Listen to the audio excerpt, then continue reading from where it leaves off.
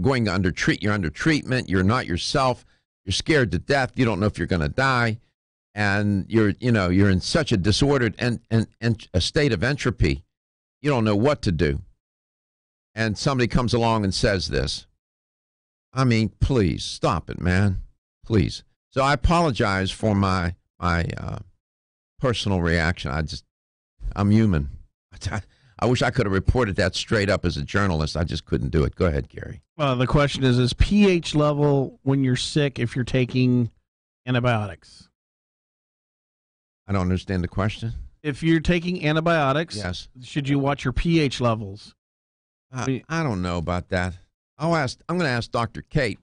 My response to that: you should always be concerned about your pH. Your body works to keep you in equilibrium, keep you not too alkaline, not too acidic. Dr. Kate Rowan Blue is my guest. She's an educator for natural factors. I got to get myself into a different modality here. Dr. Kate, welcome back to Let's Talk Nutrition. Great to have you on. Good morning. Thank you very much. Glad to be back. Yeah, glad you're here. You heard my reporting on this. Well, I call it quasi-reporting because it got too personal for me. You have any response to this? I'm with you on that. It's wonderful if there's something that's promising, and yet making statements like that to give people false hope, given how vulnerable they are at the time, or they can be when they're sick, is concerning. And yeah, I hate to be for people when they're sensationalist about this kind of news. Yeah, I hope he's right. It would be. Oh, I do too. It would change the destiny of so many people, everybody. I mean, wow. But I've reported and I've heard so many stories like this in the past. But we're hopeful. We're optimistic. I'm that way by nature. So we're going to go forward and talk to Dr. Kate. She's great.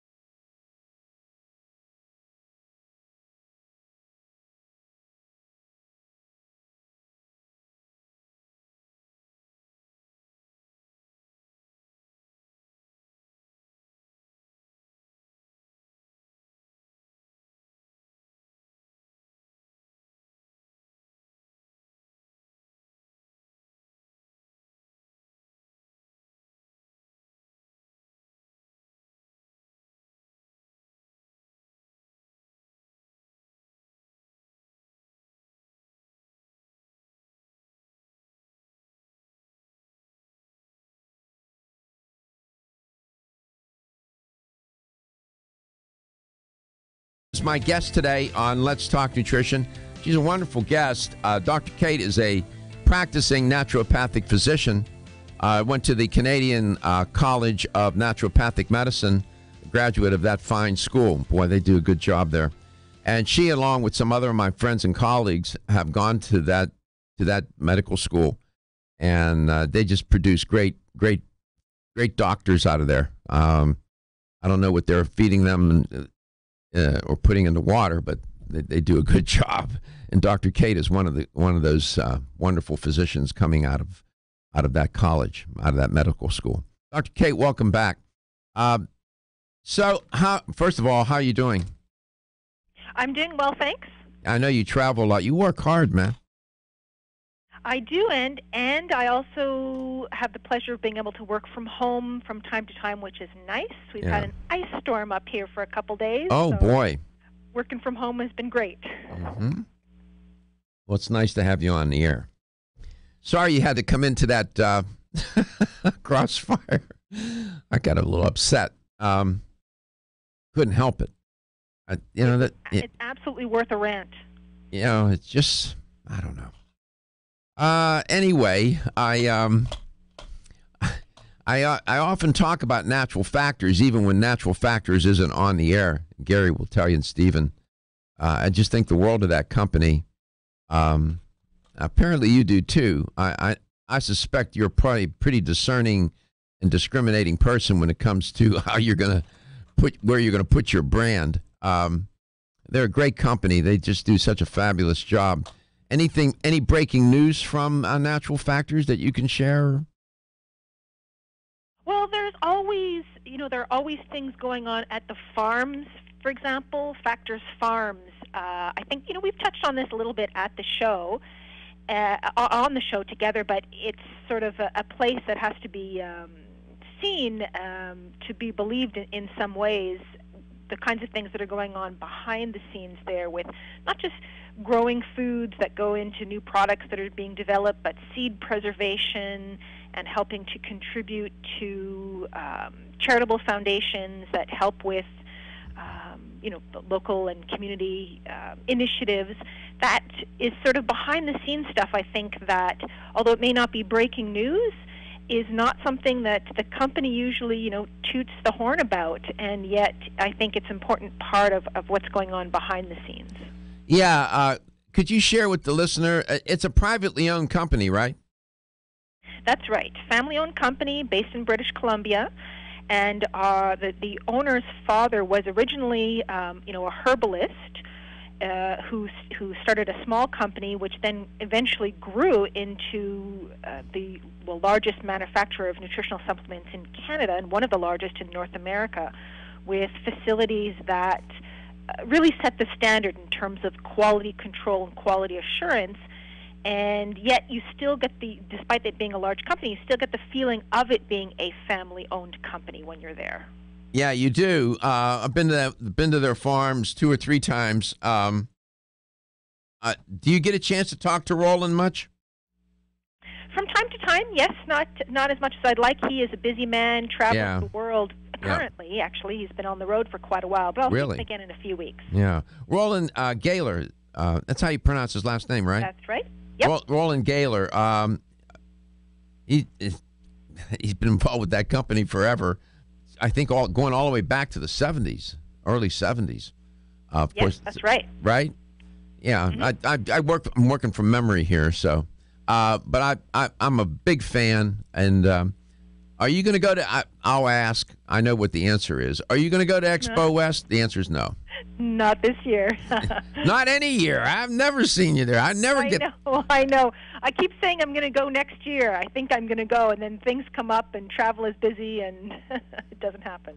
Yeah. Well, we would love to see you, but we'll see. You never know. Down the road, we may get a chance to interview you in person.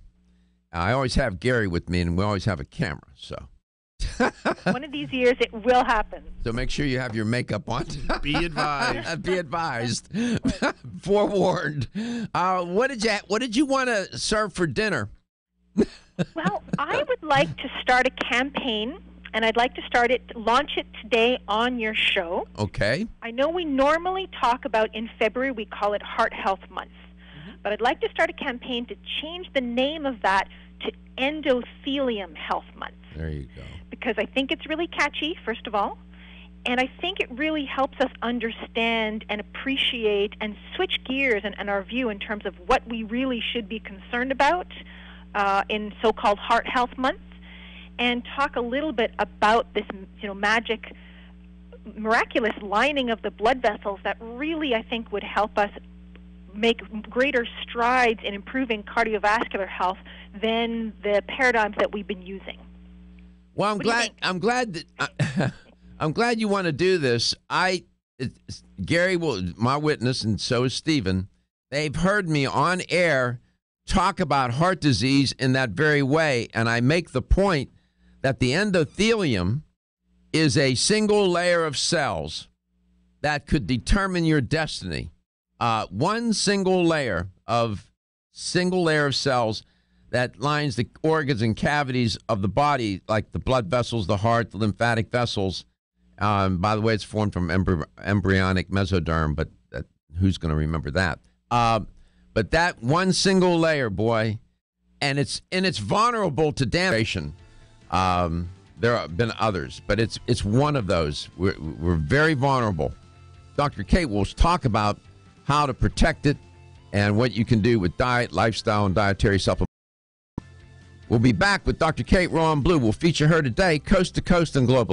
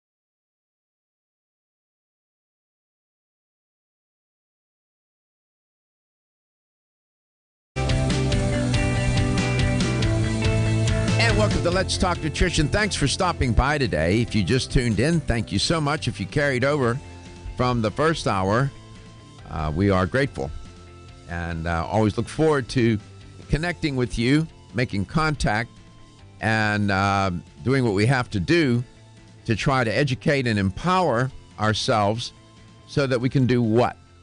Make a lot of money? Well, maybe. But to take charge of our health so we can live a long life with quality of life. And I sort of distilled everything we do around here down to that. Condensed it and packaged it into a message that I think, in my belief, resonates with people. That's what we want to do, and taking charge of your health can mean a lot of things. I could spend hours and days and weeks and months talking to you about it. And we do. That's exactly what we do. Talking about how to take charge of our health. Implicates so many aspects of our life, so many different aspects and dimensions of medical science, nutrition, diet, lifestyle. I can go down, I can give you all the big variables, and then they're all constituted of other variables and dimensions. So, but yeah, take charge of your health. Nobody else is going to do that for you, man. Don't farm out your health to a bunch of healthcare providers. They're there to help.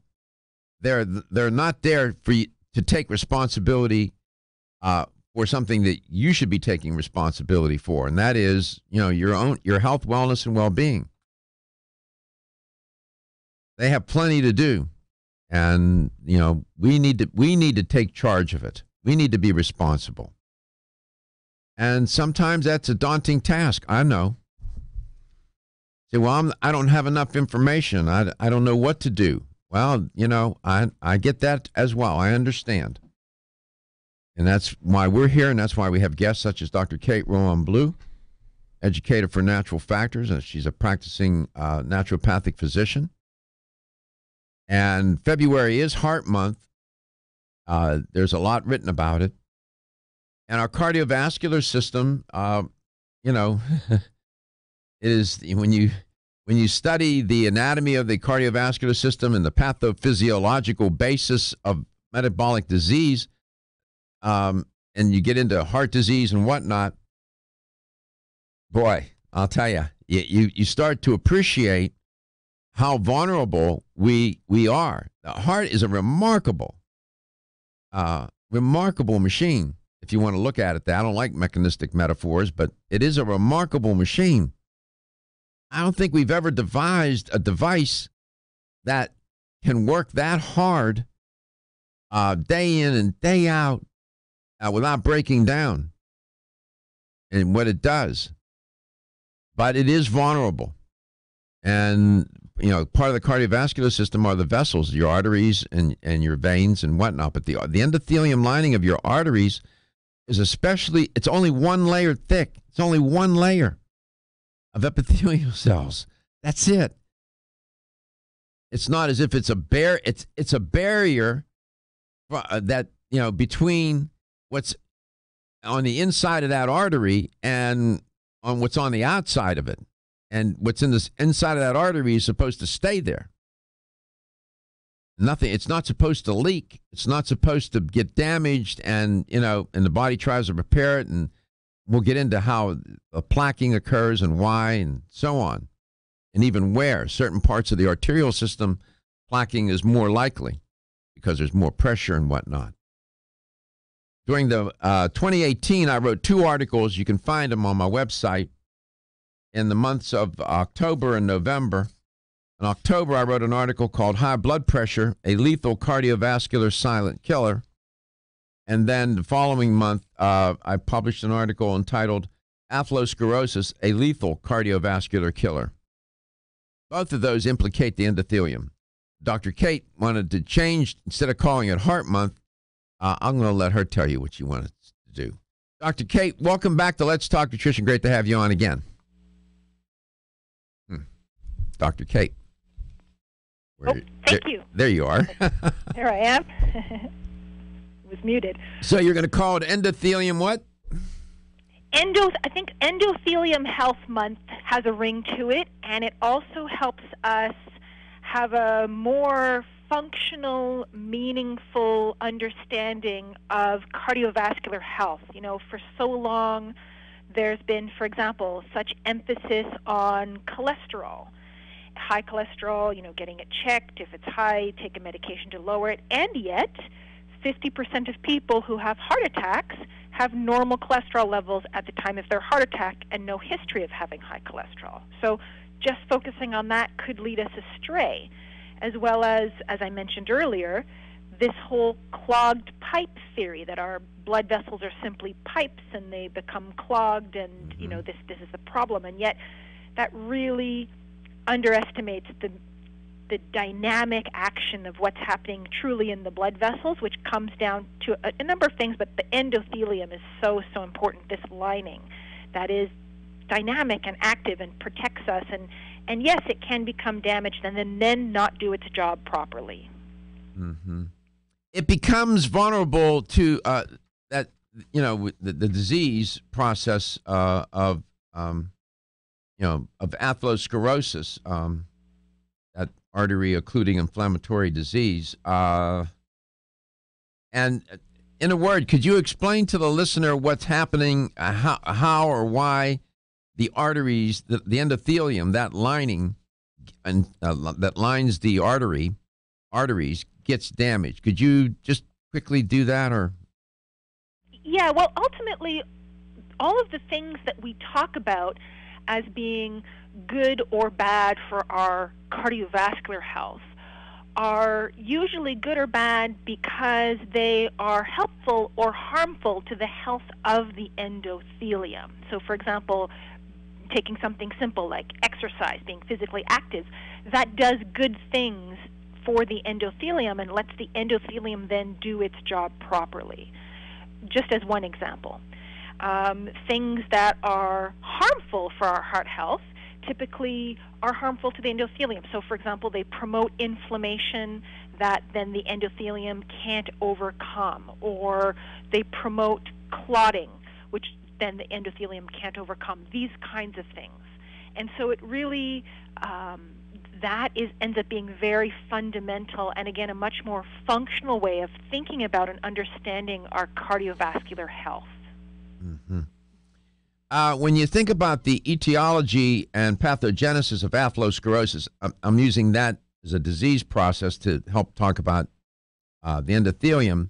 It's important, I think, to point out that atherogenesis, there's steps to it, and it's important to point out that the atherogenesis, the process of forming atheromatous plaque in the coronary arteries, occurs within the environment of the endothelium, which Dr. Kate points out quite rightly and accurately, lines the interior surface of arteries.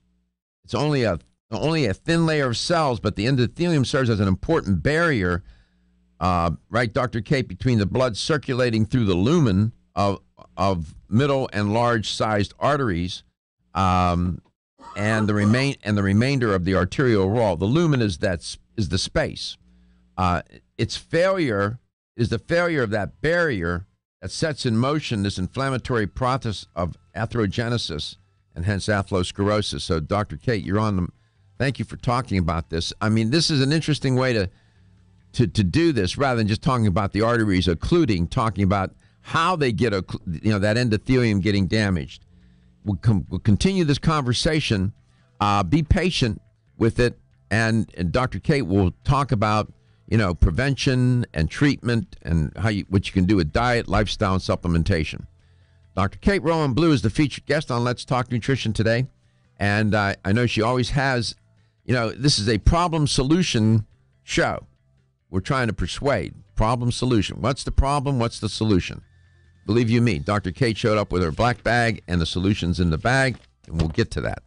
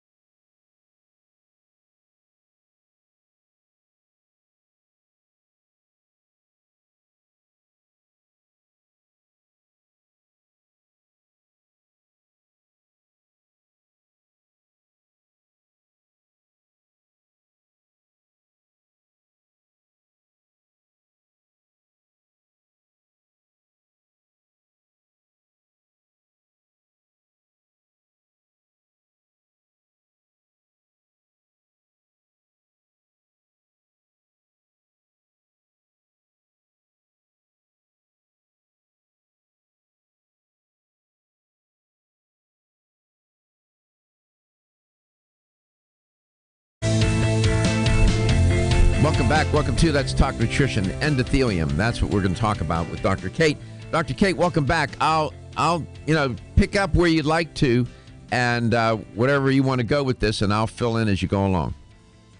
Well, you said before the break that we're looking at offering solutions, and that is exactly what I wanted to talk about this morning. Looking at solutions through this different lens of understanding heart health of the endothelium, and then you can, look at the research about this topic, and it helps to sort of give a new perspective on things like, for example, TheraCumin.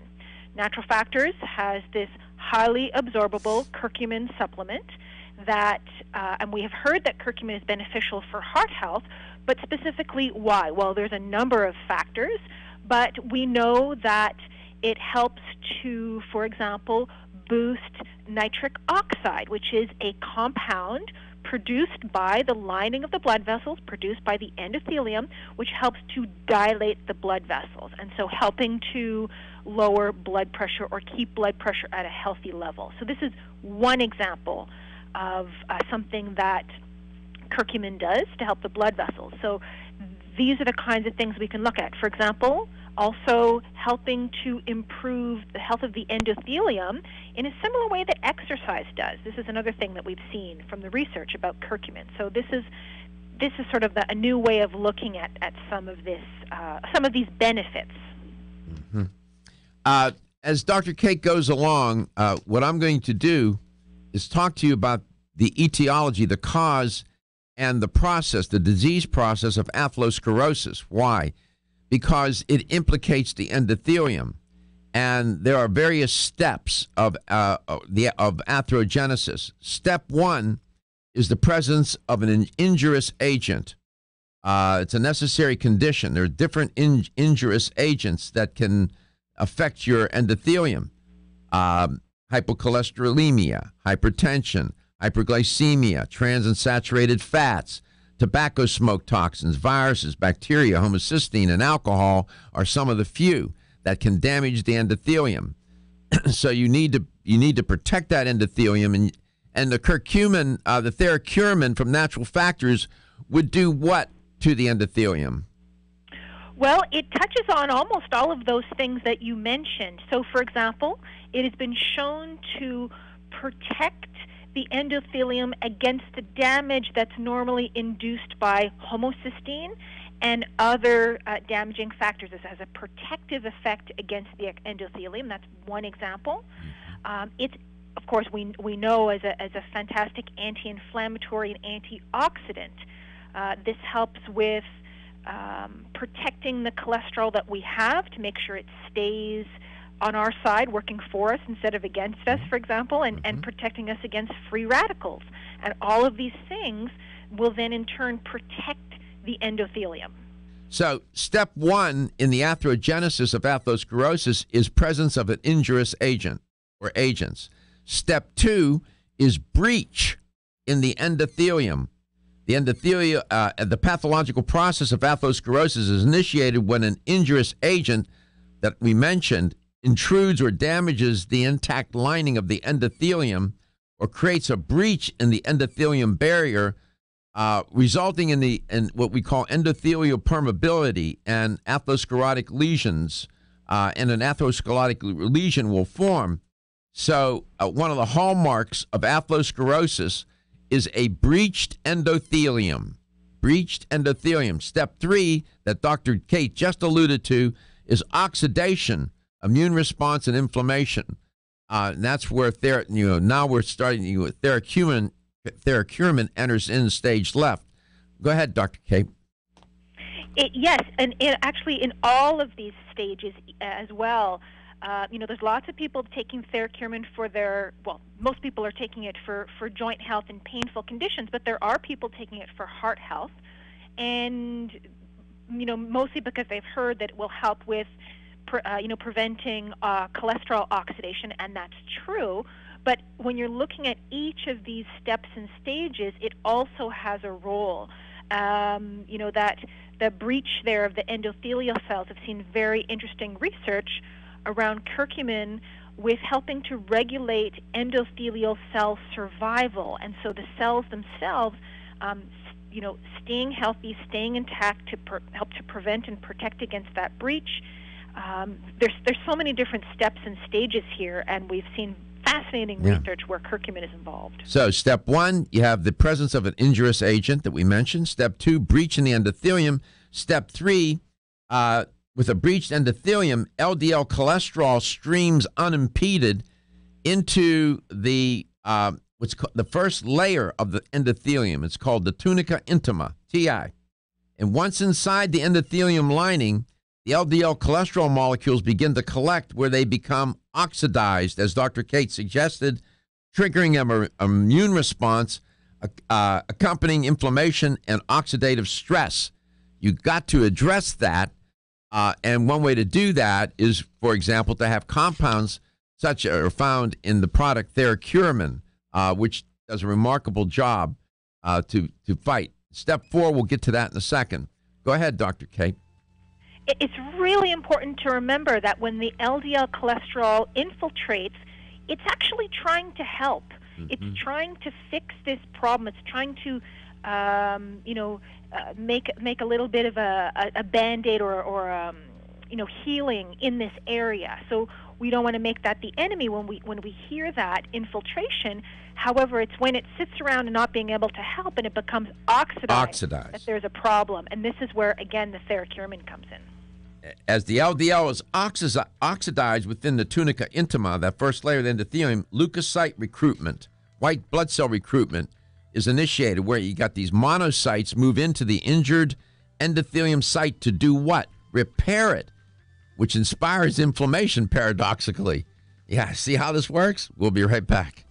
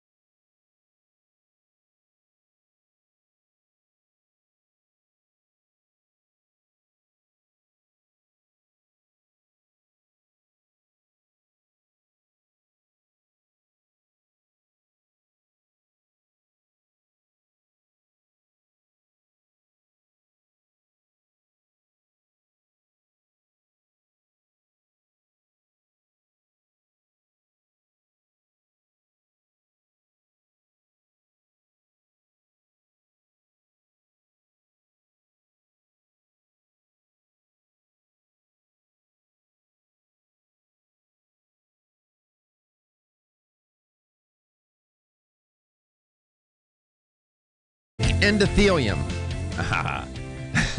Endothelium month.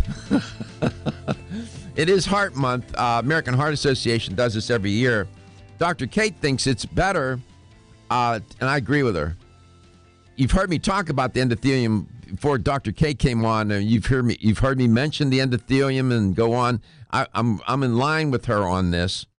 How the endothelium is so implicated in heart disease, atherosclerosis, and as Dr. Kate's been talking about it, I've been going through the steps of the atherogenisis of atherosclerosis. Step 1, presence of an injurious agent. Step 2, the breach in the endothelium, which is a hallmark, one of the hallmarks of a heart disease, or atherosclerosis, rather. Step 3 is oxidation and inflammation. Inflammation is yet another hallmark of atherosclerosis. And then there's step 4, what's called the formation of foam cells, where these monocytes located within the first lining of that endothelium, the tunica intima, consume the cholesterol that's being oxidized and eventually become macrophages and consume even more oxidized cholesterol. It's the cholesterol that gets caught in that injurious site that gets oxidized. Over time, the gorge-filled macrophages die and become foam cells. The foam cells, in turn, release cytokines and out inflammatory responses mounted by the immune system. And as the foam cells build up, they form a fatty streak that runs along the length of the damaged area, lining the endothelium. This process repeats itself until you get an obstruction. Plaque forms up, and you get an obstruction. We'll get that's step 4. Dr. Kate, welcome back. Boy, it's complicated, but you know what? The audience gets it. They appreciate the kind of thing that you're doing here today, talking about this. So thank you for doing it. Well, thank you as well for, I think, sharing this kind of information. Yes, it can get complicated and technical, but I also truly believe that, people need enough information to understand what can go wrong, to understand why certain things that we are taking are helping us, not just, taking it because you've been told that it's good, or taking that on faith, but having some understanding behind that is motivating. So you got Theracurmin as part of the protocol to help prevent the continued formation and injury to the endothelium, and to keep the arteries healthy. What else do you have in your black bag? Well, I have my beloved vitamin K2. Of course, this is the subject of my book, and so it's near and dear to my heart. What's the title of the book? What's the title of the book? Vitamin K2 and the Calcium Paradox, How a Little-Known Vitamin Could Save Your Life. There you go. We're in business. And that is not hyperbole. This is a lifesaver on a number of levels. I would hope most people by now have heard, but I know not everybody has, that vitamin K2 will help to decrease arterial calcifications. And that, of course, we know when we talk about hardening of the arteries, that the hardening is this calcification process. And vitamin K2 can prevent and even reverse that, according to clinical trials. Mm-hmm. So that is very, very important. And, of course, this is happening in the endothelium, and it plays its own other roles in the endothelial health. Mm-hmm. And your book you can get it on Amazon? Yep. Give that title again. It was a nifty little title. Mm-hmm. Vitamin K2 and the Calcium Paradox, How a Little-Known Vitamin Could Save Your Life. What got you onto that? Well, what got me onto that was finding, coming across some research about vitamin K2, and first of all, being surprised that there was an actual vitamin that I somehow had managed not to learn about throughout my whole professional training. That surprised me. And that there was quite a bit of research that suggested this was extremely helpful for health on a number of levels, and yet it was unheard of and hadn't been talked about. And that anybody who is taking vitamin D really would benefit from vitamin K2, as well as anybody taking calcium. Essentially, there was a whole huge segment of the population that needed to know this information. It's when you think of all, and you had wonderful training at the Canadian College of Naturopathic Medicine. I know you did. But, my professors always told me, they said to me, Michael, once you get out of this program, you awarded your PhD, you're going to find that you just scratched the surface and you have to find your way. We've given you the tools to be a researcher, and you're going to learn things and discover things that you're going to say, why in the hell didn't they teach me this? But my professors, I had a couple of them that cautioned me and said, you just need to know that, we gave you the necessary tools to go do the rest. So that's sort of how it works out, right? Well, absolutely. And it's absolutely I got top-notch training, and yet people just didn't know about vitamin K2, and it's still not that well known. Your listeners, your audience are so far ahead of the curve from hearing about this. I still bump into people, average people who aren't especially interested in health, who will hear about this and say, wow, I still haven't heard about, this was new information to me, even now. Mm-hmm. It's all good. 87. I'll let Gary do that. 877-897-8255. That's 877-897-TALK. So far, the protocol is Theracuramin from Natural Factors, vitamin K2 from Natural Factors. What else would you put into this protocol? Well, magnesium, absolutely. Does so many good things for the endothelium, as well as, of course, it is a natural blood pressure lowering agent, which is so important to maintain healthy blood pressure. Magnesium is critical. It works with vitamin K2. It works with vitamin D. Anybody who's taking vitamin D you're not getting the benefits from that if your magnesium levels are low. We could, of course, do a whole show and many shows about magnesium. I know that mineral keeps coming up over and over and over again. Wow. Nice to have Dr. Kate on to talk about this. She's right. She's giving you insight. You're so ahead of the curve. You are in a select minority of people that to know these kinds of things can be a game changer for you.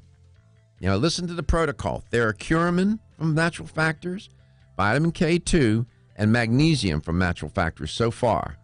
This will help protect the lining of your arteries, your endothelium. It's only one layer thick, one layer of cells between that, heart disease, and maybe early death. Just think about that.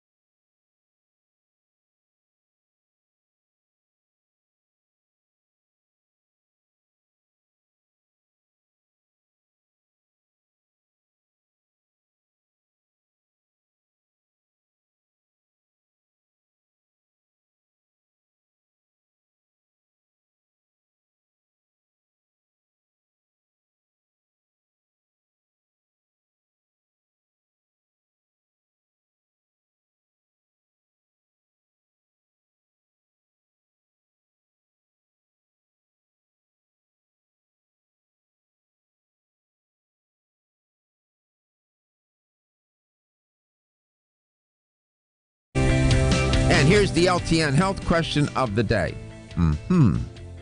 Epidemiologically speaking, what is recognized as the leading cause of mortality and morbidity around the world, notwithstanding medical advances on how to prevent and treat it? Is it A, atherosclerosis, B, cancer, or C, type 2 diabetes? What is considered the leading cause of mortality and morbidity around the world, notwithstanding medical advances on how to prevent and treat it? A, atherosclerosis, B, type 2 diabetes, or C, cancer?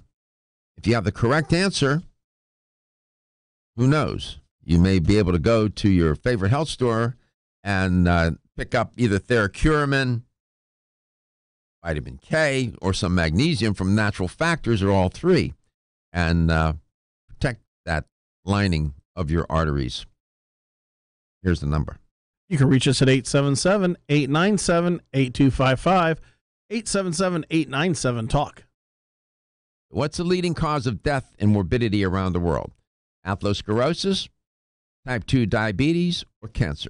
Dr. Kate, welcome back. So in your black bag now, you pulled out Theracuramin, vitamin K2, and some magnesium. Sounds like a pretty good protocol to me. What about fish oil? What do you think? Absolutely, fish oil fits really well into there. And those four things together would be the foundation of a heart health protocol for, just about everyone. Mm-hmm. Do you worry about what disease gives you concern personally? My dad had Alzheimer's, and so that is really a big concern for me. Of course, I know these Alzheimer's and atherosclerosis, cardiovascular disease, they're very closely linked and related, but that is the one that is usually on my mind and motivates me. And I know that doing things to help my brain will also help my heart health. I'm looking for the article. I found it. It was on my menu of things to talk about today, and the headline on it was "Education No Match Against Alzheimer's." Apparently, higher education. The assumption has been that getting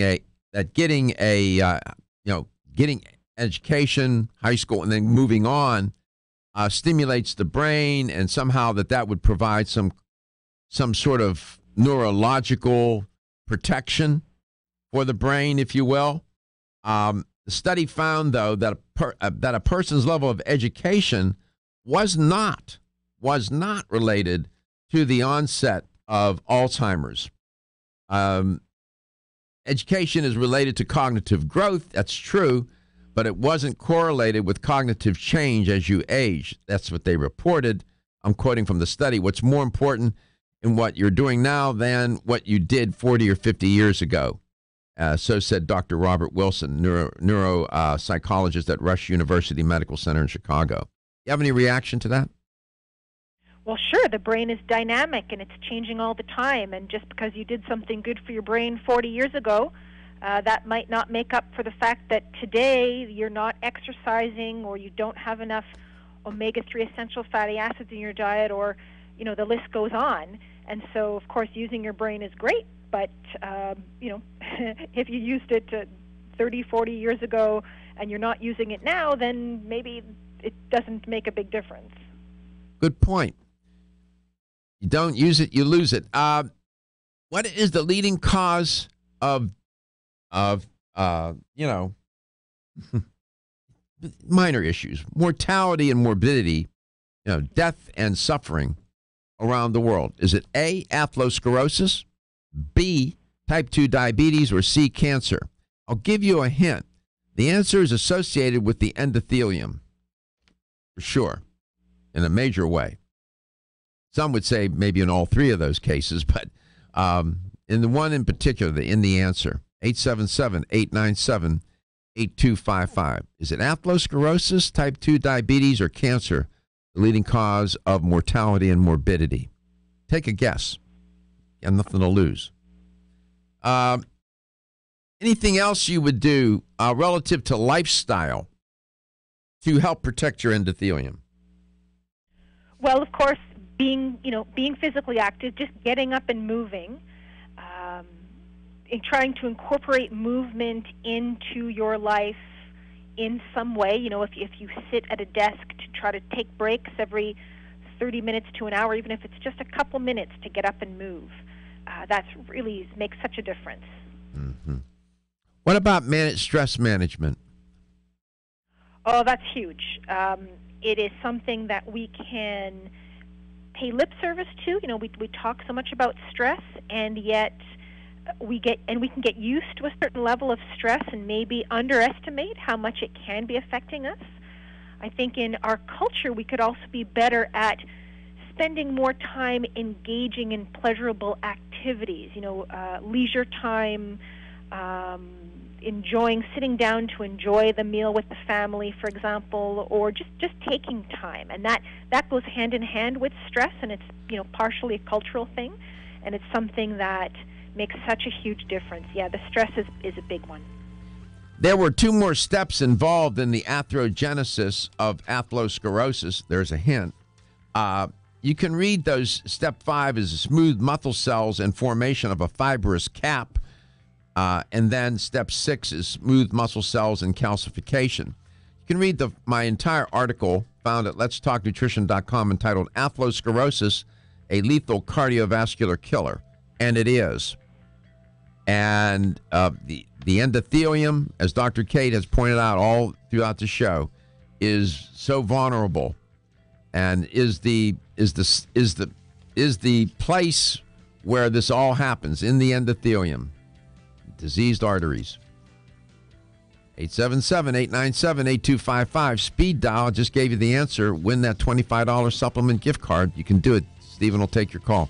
Dr. Kate, thank you for coming on. Thank you for helping to educate me and the audience. We appreciate you very much, and give my best to Roland if you talk to him. Tell him I said hey. Thank you very much. I will, and happy Endothelium Health Month to you. Ditto. Endothelium Health Month. Same to you. Back at you. Your health is your wealth, and your health is the wealth of those that care about and love you. I'll see you tomorrow. Everyone's raving about the newest botanical superstar hitting the store shelves nationwide.